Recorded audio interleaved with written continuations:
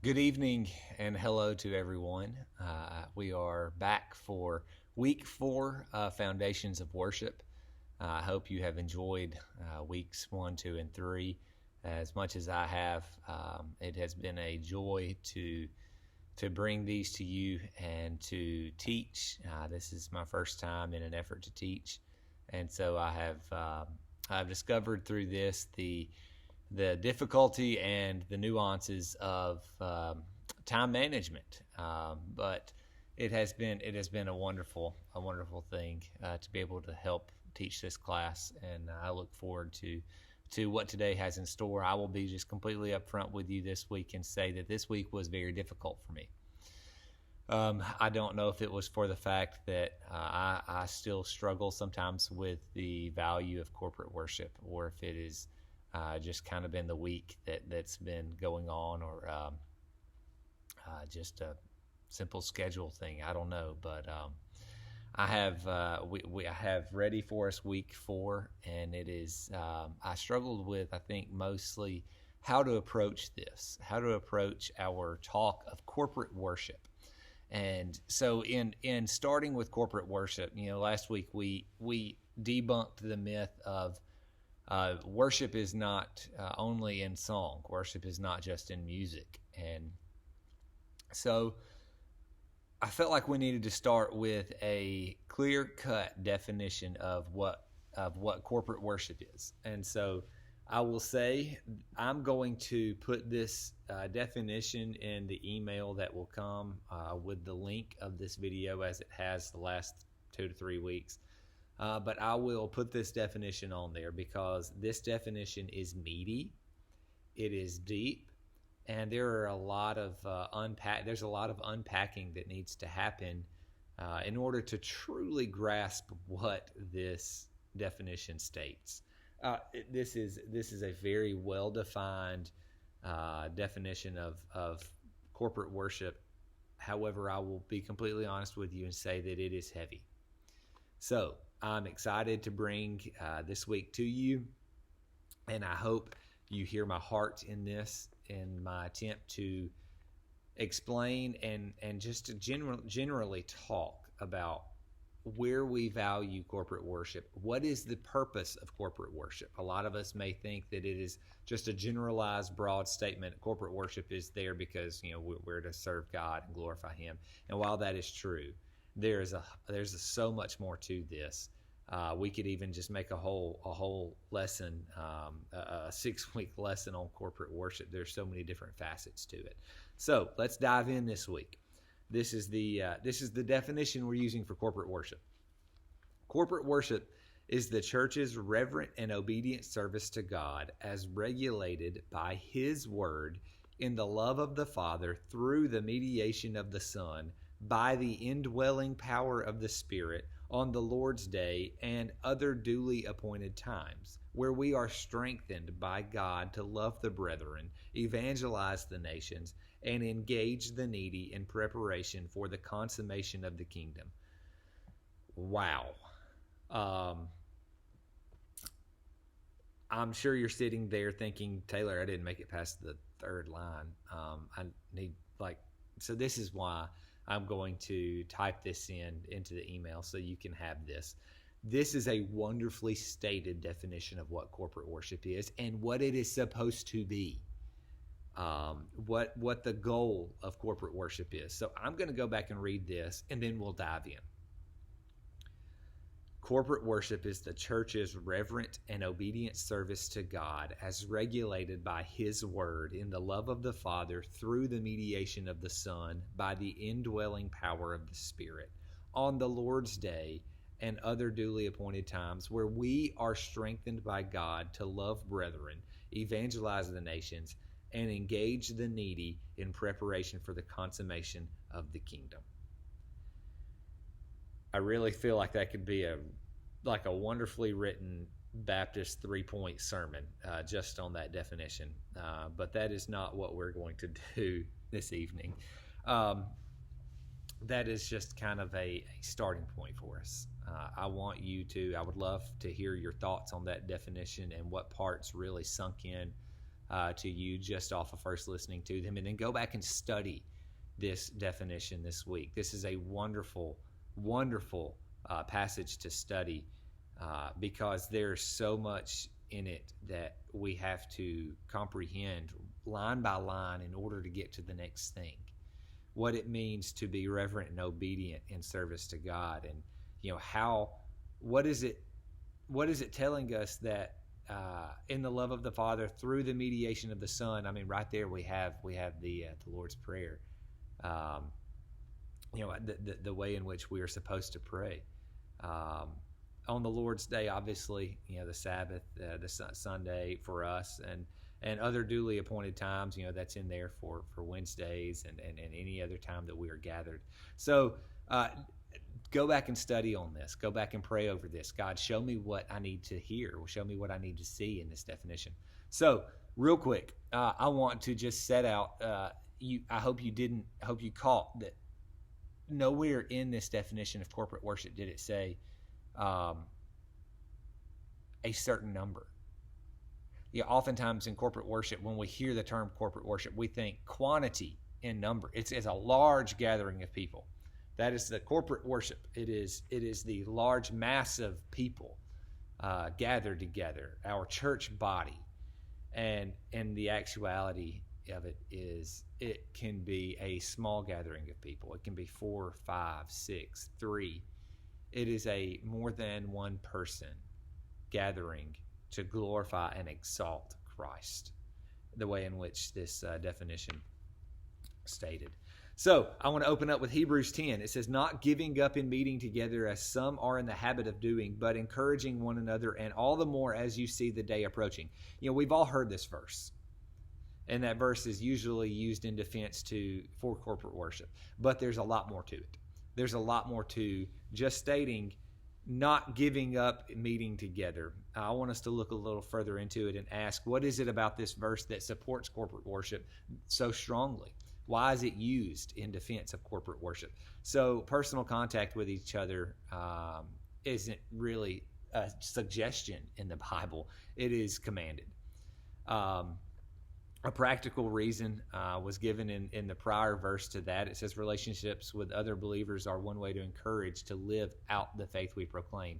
It says we sing a song, He Will Hold Me Fast. We are called as Christians to hold fast through our own spiritual maturity. But our growth in faith is greatly influenced by having Christian examples around us. If we think about our own life and our own walk, our testimony is often chiseled and cultivated by, one, the hand of God and the Spirit in our life and working through us and forgiving us. But also, we can also go back and look through times that God has placed a Christ-like person in our life. And that is often found in our setting of corporate worship. We're coming into contact with those people through corporate worship. So the Great Commission, we are no stranger to that, but it was there set in place that this is why the Great Commission was for the church to make disciples. It's not merely to talk about Jesus, but verse 24 commanded Christians to look for opportunities to inspire others to love and to do good works for each other. So let's go back and read that real quick.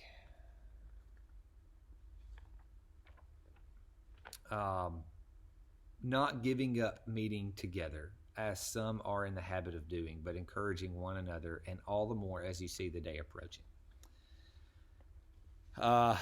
This verse, when you break down the original language of it, it speaks to the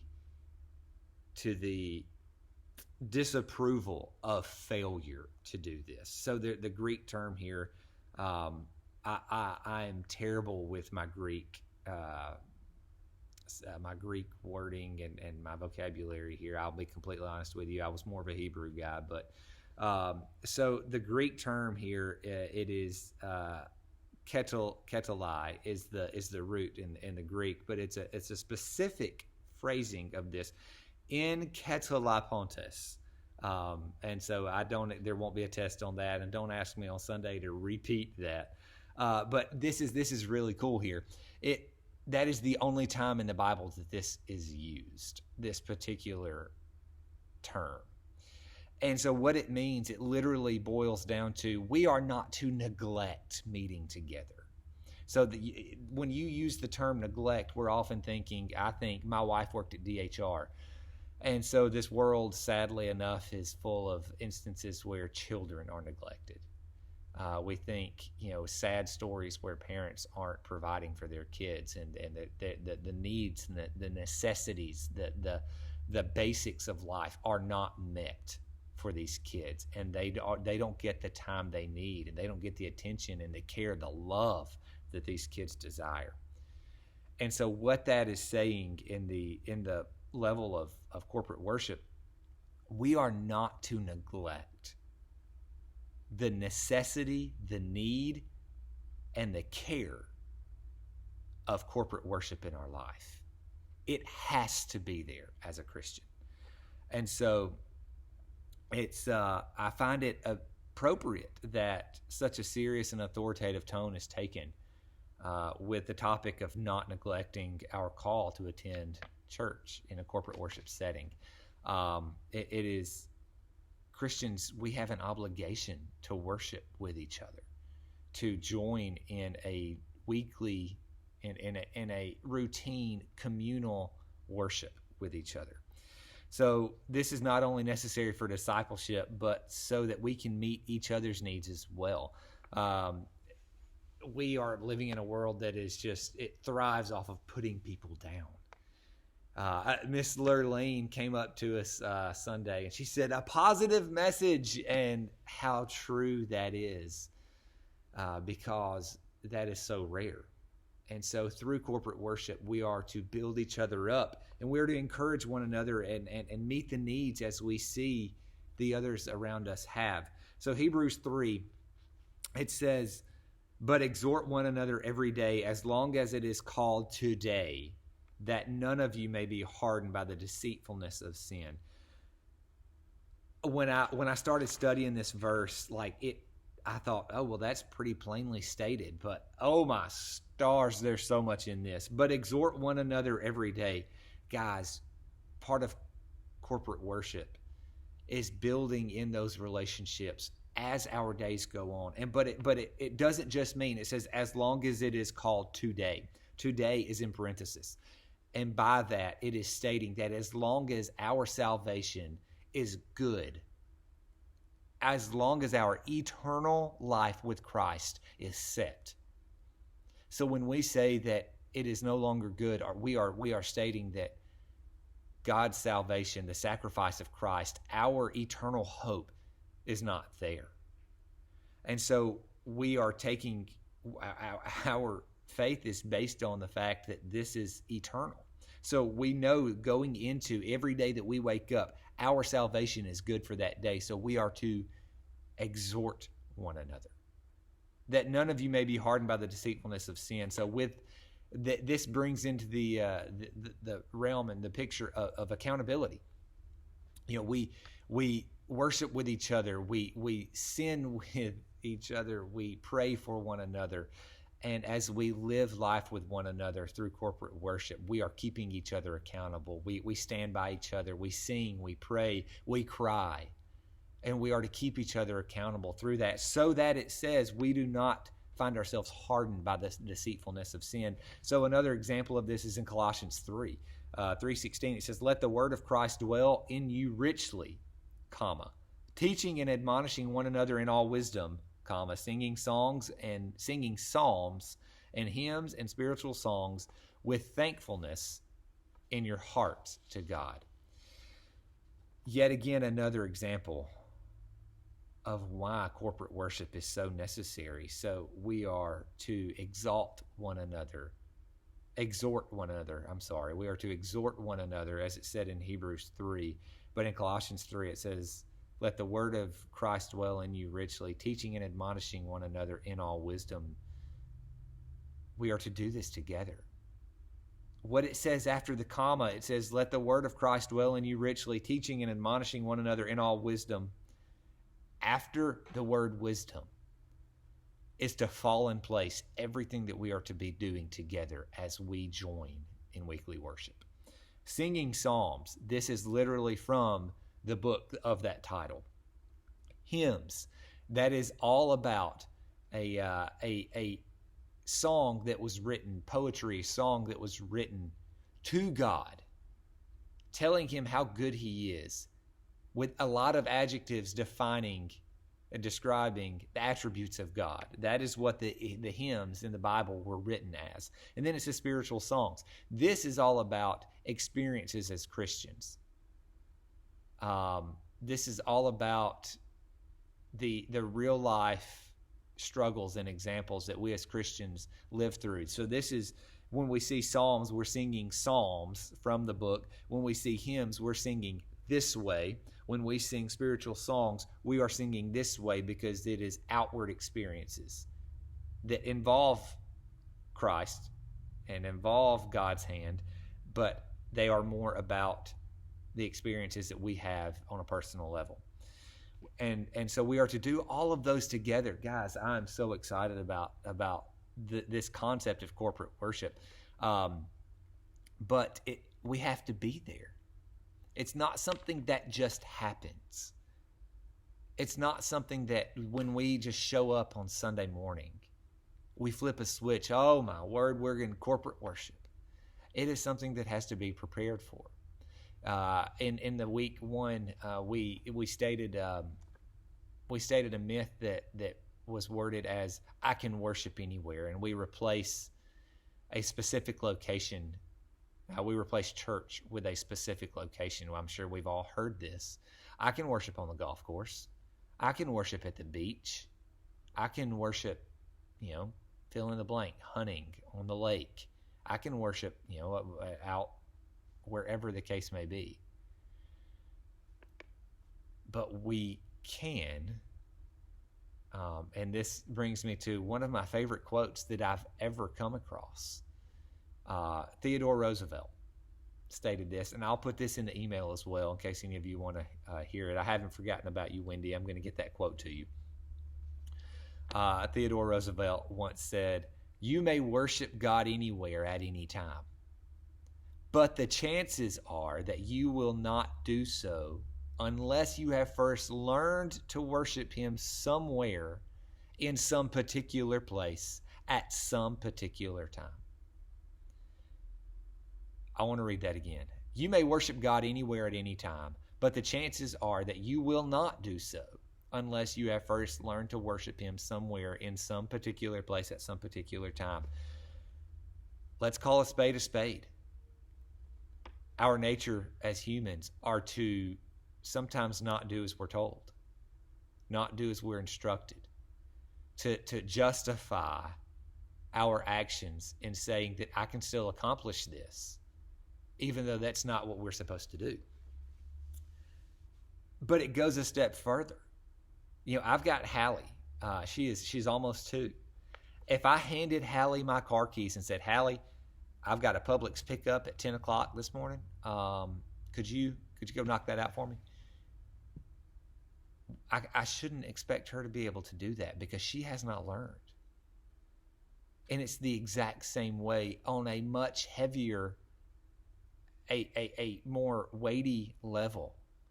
When we don't learn the importance and value of corporate worship, of communing together, of meeting together weekly, bi-weekly, multiple times in a week, whatever the case may be, at least on Sundays, when we don't learn what that looks like and how to value that and why it is necessary, then that is when we fall into the trap of, "Oh, I can worship here. I may not be at church, but I can worship here." You truly don't have the understanding and the comprehension to worship where you are because you haven't learned yet to worship in God's house. I'm sitting in the sanctuary right now, and this is on purpose. I'm sitting in here right now because this is where we are accustomed to learning how to worship together. And this is where God calls us to learn at the specific time, as he said, a particular place at a particular time. This is a hallowed place. This is a very treasured place. And I hope that you hear my heart in this. I'm not condemning. I'm not attacking. This is not meant as something that is accusatory. This is just the reality of where we are with it. So let's continue. I love that quote, and like I said, I'll continue. I'll add that to the email as well. We have been made to join others in worship. We're designed for corporate worship. And with that, when we join in corporate worship together on Sunday mornings, I'm just using Sunday morning as the example because that's what most of us go to in our minds. And so when we join on Sunday mornings, there's something that happens on Sunday mornings that takes part in corporate worship, and that's fellowship. I've been told numerous times Concord Baptist is a fellowship-driven church. Boy, we love to fellowship here, and that's wonderful. That is absolutely wonderful. There is nothing quite like being a part of a supportive church family that enjoys each other's company and loves being around one another. And I bring this up because I want to say very careful. I want to word this very carefully. Corporate worship does include corporate fellowship, but the other way around cannot be said. Corporate fellowship does not always include corporate worship, and I want us to be careful of that. As we prepare our hearts, as we prepare our minds for corporate worship, we need to be excited about fellowship, but that is not where we need to find our joy. When we come and we are preparing to proclaim Christ's name together, we are preparing to sing these psalms, these hymns, and to hear the word of God, when we're preparing to bow our hearts before Him, that should be where we find our joy. The fact that we get to do that in the presence of others that are like-minded in our belief, in our heart, in our burdens, in our sin, and in our love for one another. So I want to encourage you and challenge you. When we find our joy in corporate worship, ask yourself, are we finding it from corporate fellowship, from joining and meeting others, which is a wonderful thing? Or are we finding it in the fact that we are able to corporately worship together, and fellowship is just an aspect of that? So Psalms 34 kind of points out that what I just said, and it puts a scriptural standing on that. So 1 through 4, it says, I will bless the Lord at all times. His praise shall be continually in my mouth. My soul makes it boast in the Lord. Let the humble hear and be glad. Oh, magnify the Lord with me, and let us exalt His name together. Verse 3 is one of my favorite verses in the entire Bible. Oh, magnify the Lord with me, and let us exalt His name together. There is, that word magnify has such a regal, a reverence to it. It's a tone unlike any other that we use in today's language, and I'm so thankful because I don't want that word to be watered down by mundane use. Oh, magnify the Lord with me, and let us exalt His name together. There it is. Let us exalt His name together. That is where our joy should be. That is where our excitement should be. When we gather together, we are exalting the name of Christ together. So, I hope this week has brought clarity if you have struggled with what corporate worship is, or maybe the purpose for it. Why do we meet? There's a lot of other avenues I could have gone down, but this is the one I really felt like God was saying, this is where we need to pause. This is where we need to understand. And so this week I want to end with some thoughts and questions that truthfully are pretty difficult to answer. Difficult in a way of they're very inflective, that they bring about a lot of self-inflection. And so I want you to hear me when I say this. I'm not asking you these questions from a up here. I'm a pastor, and I have this figured out viewpoint. I'm asking you these questions because this is coming from a heart that is sincerely struggling with these exact same questions I'm about to ask you to consider, to pray about, to think about, and to maybe even share with each other, with me, whatever the case may be.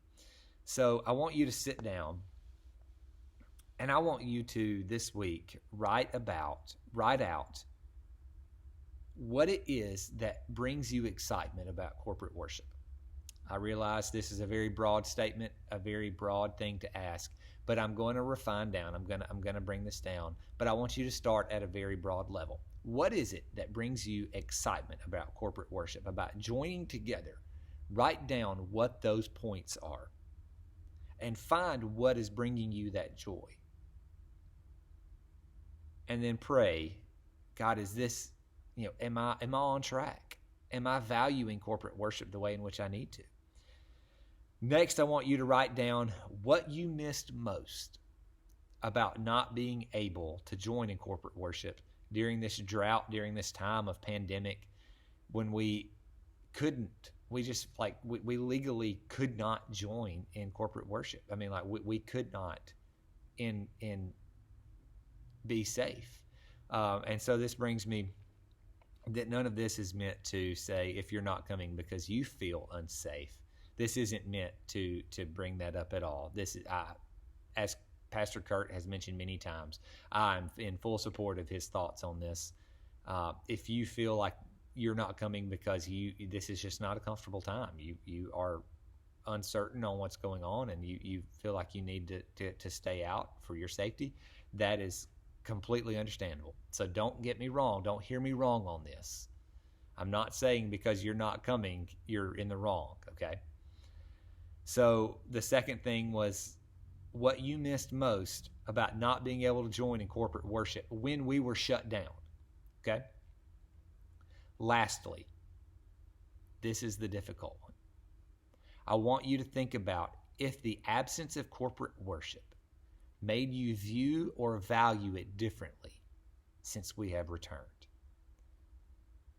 The taking away of it and the giving back of it. Are you viewing it or valuing it differently? And how so? These are questions that are going to be difficult to answer, and I hope you are. I truly do. I hope you struggle with them in ways that are beneficial in building up of your faith and your walk. And these are questions that are going to have to be understood and comprehended in order for us to really understand what a culture of worship looks like here at Concord. I know I have said a lot. I hope it made sense to you. And if you have any questions, anything further that you would like some clarity on, please don't hesitate to reach out. I'm here for y'all. I'm here, and I may not have the answer, but I promise you, I will look you in the eye and say, I will find out for you. If not, we'll go 2 doors down to Pastor Kurt and we'll ring his bell on it. But I'm praying for you if you battle with these questions this week.